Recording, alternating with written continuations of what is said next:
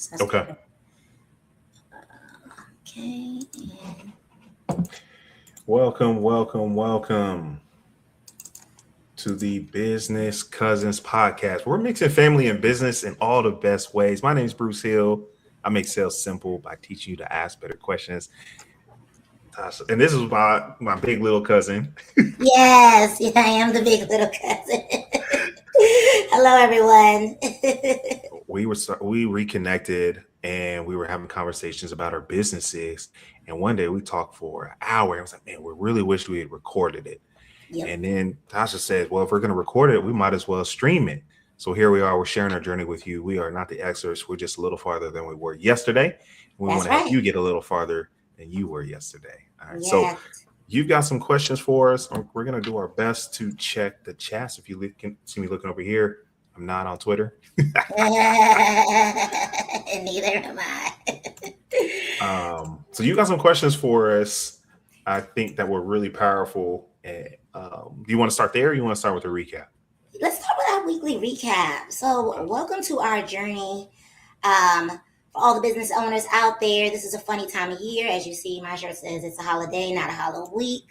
I know we don't go on break just because the holiday that was made up in 336 AD comes about.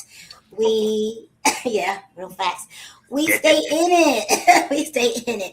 Especially if you're in my industry, you are preparing for January, so we don't just crash out. Usually we wait till the summertime if you're in the wellness and fitness industry to take our break. So everyone's on a different trajectory. So you think about that while you are in your business. So things that I have had to work on this week, we have had to solidify a venue for my event in March so that can be launched. I'm excited about that. Shout out to the Women's Brunch that will be transpiring out here in Maryland. Come check us out. And it was a lot of work. It was a lot of work making sure that the contract was accurate, that the down payment was what it was, and all the things. So I went and checked that out and then made sure I hit one networking event. Went to our District 9. Yes, had to go, meet with the people.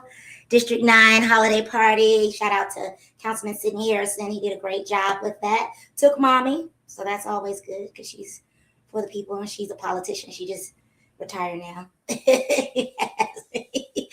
So that was great.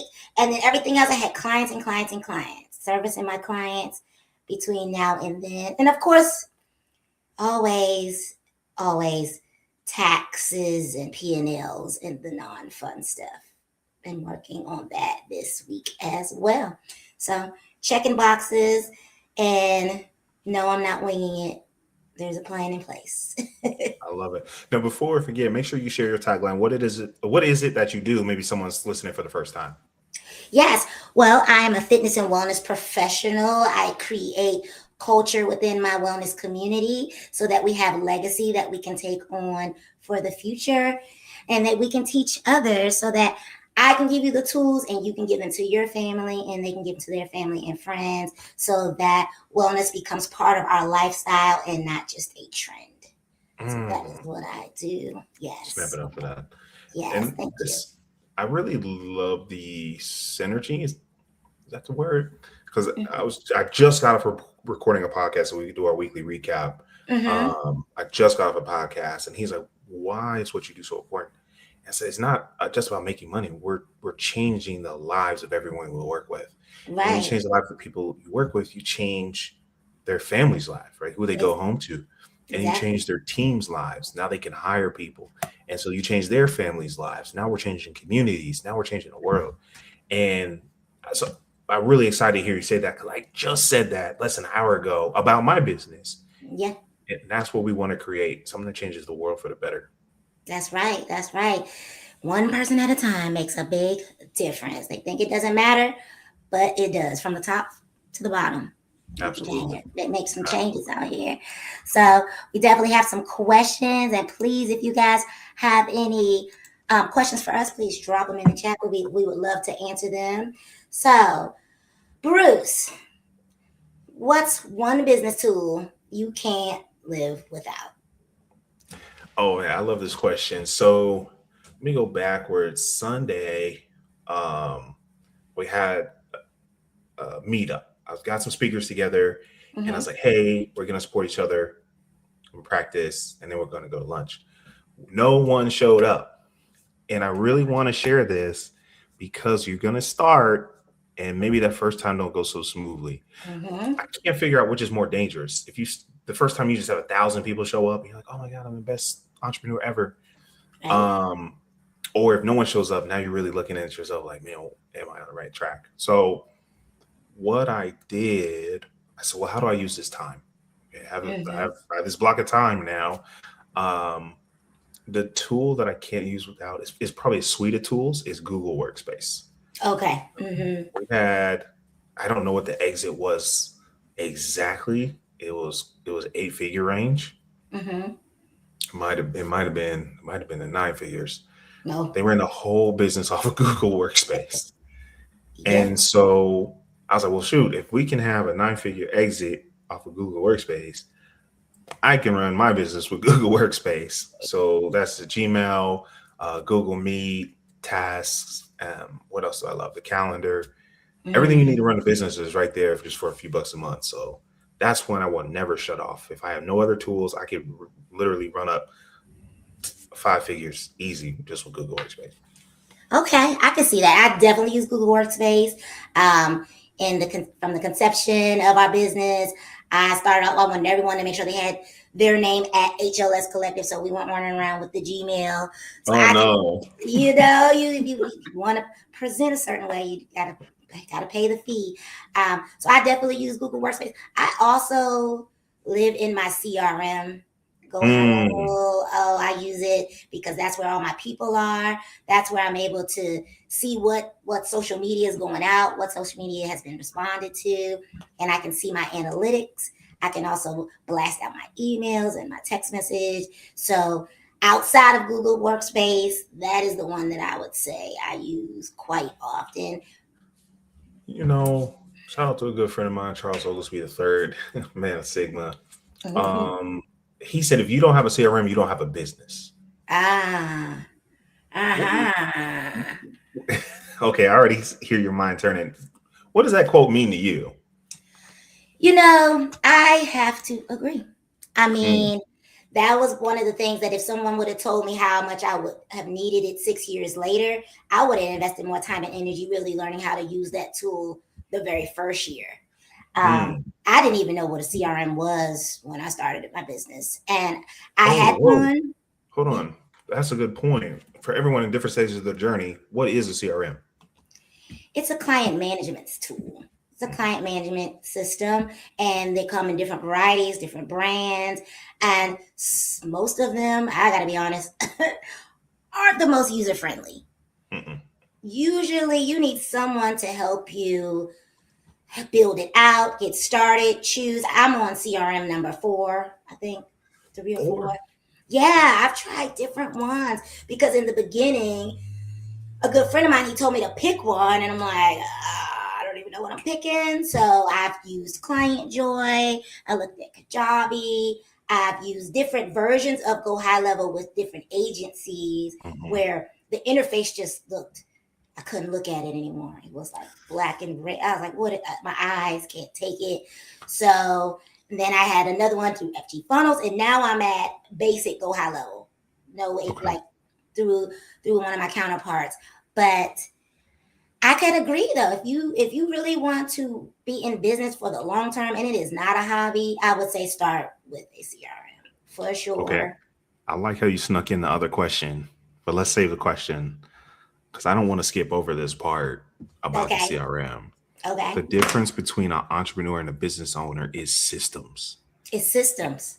And a CRM is a system. It stands for client relationship management. There's actually 3 types. This is my bag. Okay. So I wrote a book, Better Questions, Better Clients. And we're working on this one to get her book done by her birthday next year. So we're going to hold her accountable. Please do. Did Lena reach out to you? No. Oh, I got to get her on her. So Lena, shout out to Lena Payne Webb, is a publisher. So she's connecting with Tasha, make sure she has the tools she needs to get to where she needs to go. So let's circle back to that. I'm gonna have to yell at her like, hey, help my cousin out. Yeah. So there's 3 CRMs. And I talk about this in a book about processes. where you'll have a marketing CRM, there's a sales CRM, and there's a client CRM. Go High Level can be used for all the above, which is great. It's all in one. Um, there's so much to unpack. And I remember thinking to myself, I wish I knew all this earlier. So I wrote an ebook. We got to figure out how to get it to the people. Oh, we can put it in the school. Yeah. Send it to Um, it's Share just screen. called Choosing a CRM. What Okay. is a CRM? How do I use it? How does it help me scale?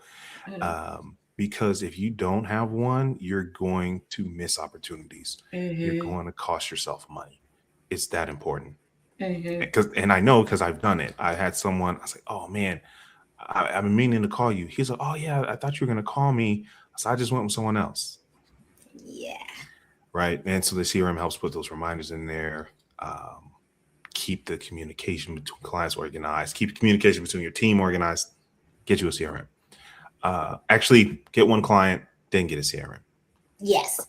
Yeah, it's great for nurturing so that they don't fall through the cracks because it's That's gonna the happen. marketing side. Mhm. Yes, it's inevitable. And as a trainer, even outside of the marketing side, is keeping them engaged in their wellness journey. So I'm That's the able client to, side.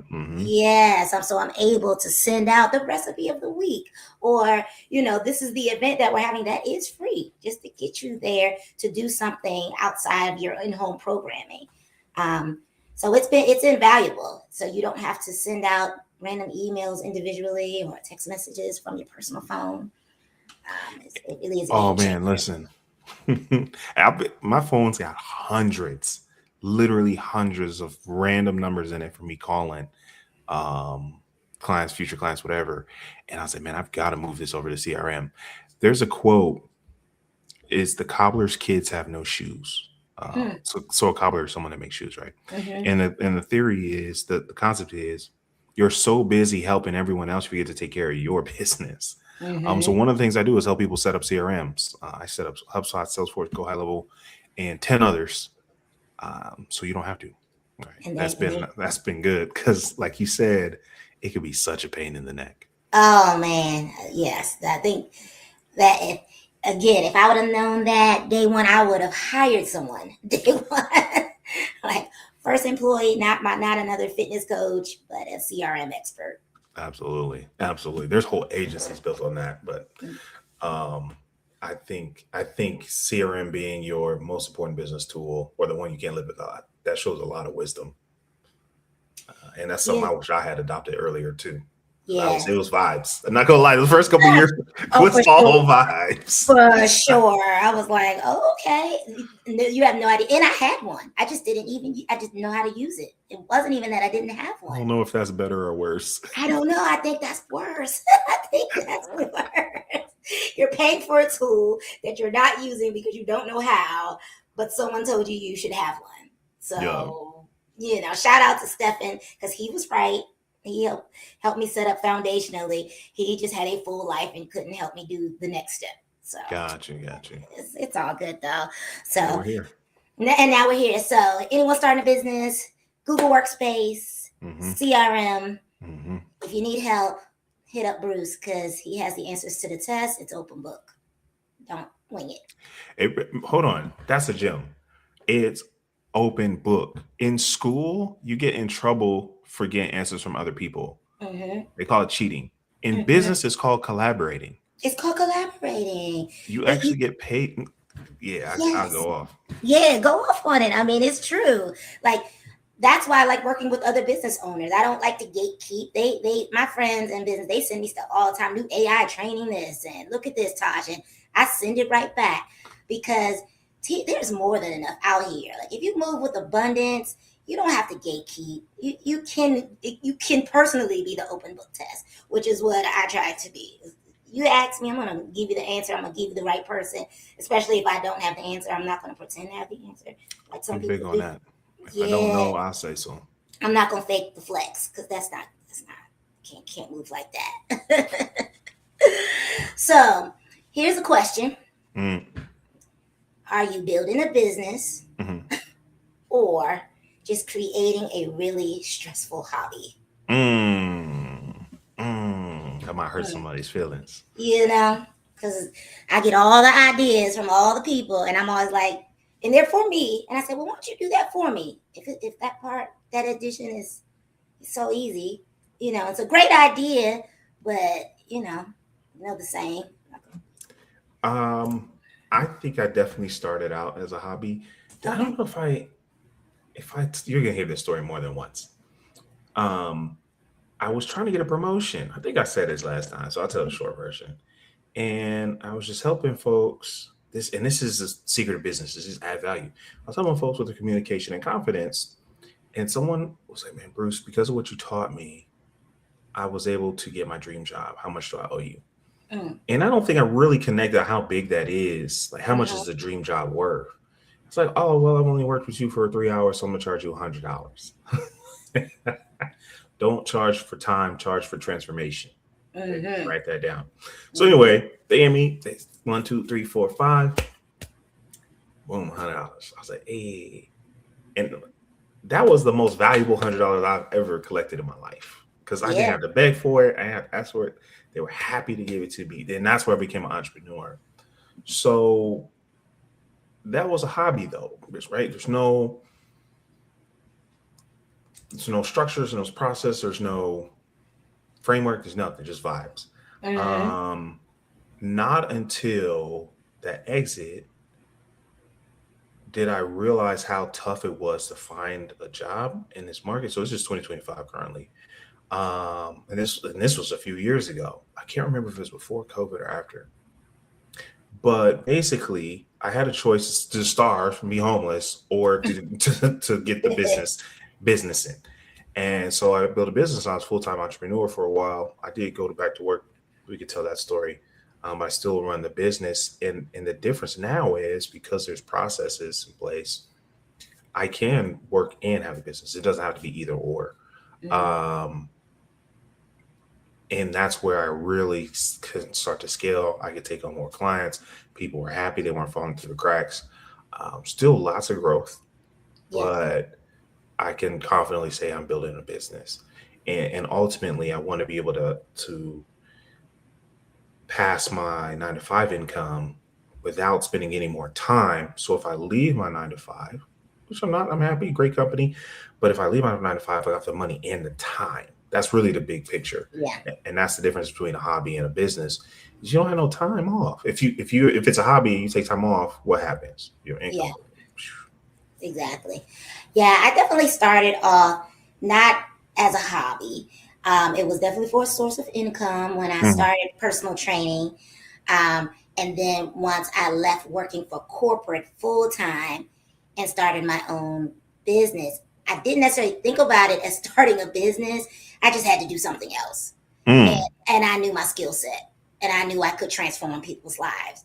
So I had to figure out, how do I charge for this in my own way to sustain my lifestyle, because I no longer have the corporate, training wheels on.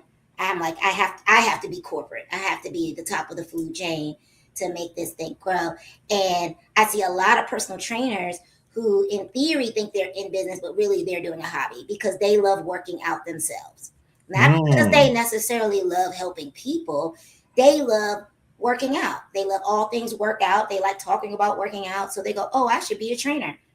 And then, yes, some of them become good trainers and some of them are focused on themselves as they train other people. Interesting. And it becomes a short term career because it takes a lot of work to deal with people when you think you really want to train athletes, but athletes don't pay. They pay, they don't pay.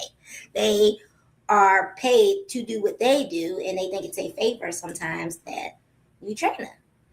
So you have to be okay with taking general population. But that again goes back to, you have to care about someone other than yourself. So Hmm. that's how a lot of people in wellness end up in, and it may even be a paid hobby in some ways, Right. but No shade. We just have to what, be honest with ourselves. What yeah, What are we really doing? what are you really doing? Do you really want to help people, or do you really like the way you look in the gym and you're always chasing your goals? Because if you've never been trained by a fitness manager and you're a trainer, you got the certification, but you had no mentorship. potentially you could be just training people the way you train yourself. And that is not good enough. I'll say that. Do you offer any mentorship or guidance for someone who's like, hey, I want to take this seriously? Oh, absolutely. I'm trained and hired and trainer for 15 years to teach them how to apply whatever their philosophy is. Give them a philosophy, learn a philosophy, and kind of pick what clientele they do want to work with and build out their brand and build out their systems. So yes, I do mentor trainers. I love training trainers to become business owners, because I think we do need more of us that actually care about people. Ooh. And who aren't just marketing, like the people on TV marketing the Weight Watchers stuff and the things that they just want us to buy, but having some integrity to really transform people's lives. I think that might be a good area to scale, maybe as early as next year. Pause. Success loves speed. We don't do things next month, next year. We do things today after we finish what we're doing right now. So we have other projects. So it's not to do it next year just because we're procrastinating. We've got other projects we're going to finish. Then we do the new project. But I think that would be a really good one to put together, is from trainer to business owner. I feel like that's a simple title. I know what's about, and really walking them through, like you said, transforming lives and creating a profitable business. For sure. Might be onto something there. Bookmark that one. Okay. For sure. I mean, and I've already started the process, so we can talk offline. Oh, see, that's why we're here. Yeah. Indeed, that is in school. I do have a whole section that is dedicated to helping fitness professionals become business owners and transition from a hobby to a business. It's right at your fingertips. You can do it, everyone. Man, listen, is that school accessible yet? Can we put a link in the notes? Oh yeah, for sure. All right, let's do that. So what we're doing, if you remember what she said, health and wellness. We don't want you to just lose weight or gain weight, whatever your physical goals are. We want your mind to be healthy, your spiritual self to be healthy, and we want your business to be healthy. So if you're interested in joining a community that's about health and wellness in all areas of your life, hey, come on over. Yes. Man, there's so much more we could dive into that. So let's see. We talked about CRM. We talked about your business tool. Yeah. We talked about making it a hobby. Did we finish your weekly recap? Or we didn't get your weekly recap. We didn't do mine. Oh man. No. Yes. Oh, man. What did you accomplish, Mr. Bruce Hill? It's been, I gotta look at a calendar. I don't even know. That busy, so you're not winging it. Okay. No, if it's not on the calendar, it does not happen. Let's see here. Okay. So Friday, actually, let's go back to a week from today. Okay. Wednesday, I had breakfast with a good friend of mine who's becoming an expatriate. So we talked about building a family. We talked about building a business that you can run from anywhere. Great conversation. And then that same day, I had a client and they want to come back. I'm like, okay, well, what are our goals? What are we shooting for? What are the measurables? And so onboarded them, invoices out, just waiting for that to get signed. So I'm thankful for that. That's when you know you're doing it right, when people come back. Yes. Yes. I feel like Saturday was a busy day. Didn't you have a public speaking? Didn't you have a speaking engagement? I did. That was on the 4th. So I spoke, sold some books, and then the next day I volunteered at a conference, and then the next day I spoke again. That's one thing I'm gonna do, is I'm gonna hop on the mic. So I have a question. When you do your conferences, what is the goal? What do you know? I hear people, especially in the DMV area, there's always a conference. Always a conference. Outside of networking, what do you feel like you get out of them that goes towards your business? That's an excellent question. So are we talking about hosting it or attending? Attending. Okay. So there's 3 reasons you want to go to a conference. and none of them are to learn anything. Like most of the things, I'll just stop there. Don't go to conference to learn anything. If you learn something, that's a bonus. You go to conferences, first of all, to build your network of Mhm. professionals. And so, whether that's up, across, or down, that's the first reason. You're going to a space where you already know why everyone is here. Mhm. Right. So, if I walk into, what do you don't have HEB up there? What do you got? Piggly Wiggly's, Food Lions? Oh yeah. That's some country. Safeway. Yeah, I was like, ooh, what? we got Giant, we got Wegmans. Okay, Wegmans, Wegmans. All right, you go to Wegmans. If you stood in the front of Wegmans and 10 people come in, you probably couldn't guess what those 10 people wanted, right? Right. Someone's going to get some beer, someone's going to get some vegetables, someone's going to get some frozen pizzas. But when you go to a conference, you know why everyone's there, Mhm. right? True. You already know. They pay money to be here. So network. So number 2 is visibility. I've got clients just because they're like, oh, hey, you're Bruce. I saw you at this conference. And Mm. they start to become more familiar with you. And then the third one is inspiration. When you Mm. start to see what's possible, you're like, oh, I'm not dreaming big enough. I'm not charging enough, right? Whatever the case may be. Or, hey, I'm doing this way, way more difficult than it needs to be. So, network, building that familiarity and the inspiration. If you learn something, that's a bonus. So, that's why I go to conferences. And a lot of times, I would say this year my streak continues. I end up making more money than it cost me to go to the conference because I'm Okay. intentional about which ones I go to. My clients are there, and so it's lead generation for me. Oh, okay. That's a great takeaway. So I think with that being said, we've given some great tips for this week. Why you should Okay. go to a conference? Those were some great answers. Set yourself on Google Workspace if you're running a business. And definitely get a CRM if you would like to stay in business and grow your business and make it not a hobby. Well said. She said, if you want a real business, get a CRM. If it's a hobby, don't worry about it. No, that's it, and that's it. Every day is well, no, every day is really not different. It starts to even out after a while. It Hmm. starts to get predictable. A lot of people think that it has to be unpredictable and uncertain, and you're like, oh, you never know how much money you're gonna make. Yeah, we do. Yeah, And we've built it into our business. That's yeah. part of not This being a business. hobby. Hmm. Um, I had a conversation. I'll share this one go. So page 85, we're talking about turning conversations to clients. And the first Hmm. thing I asked her, I was like, what do you want to accomplish from working with me? And she's like, well, I need to do one, two, three. So, well, what have you tried? She's like, I don't know what to do. And I said, well, how serious are you about achieving the goal? She's like, it has to work. I said, okay, well, here's what I did before, and here's what happened. And I told her, and I was like, do you want that for your business? And she's like, yes. I was like, great. Here's how we're going to help you. Here's how long it's going to take. Here's how much it's going to cost. What questions do you have? She says, how do we get started? Let's go. Yeah. And that's where we want for you, for your business, whether it's your team or you as an individual.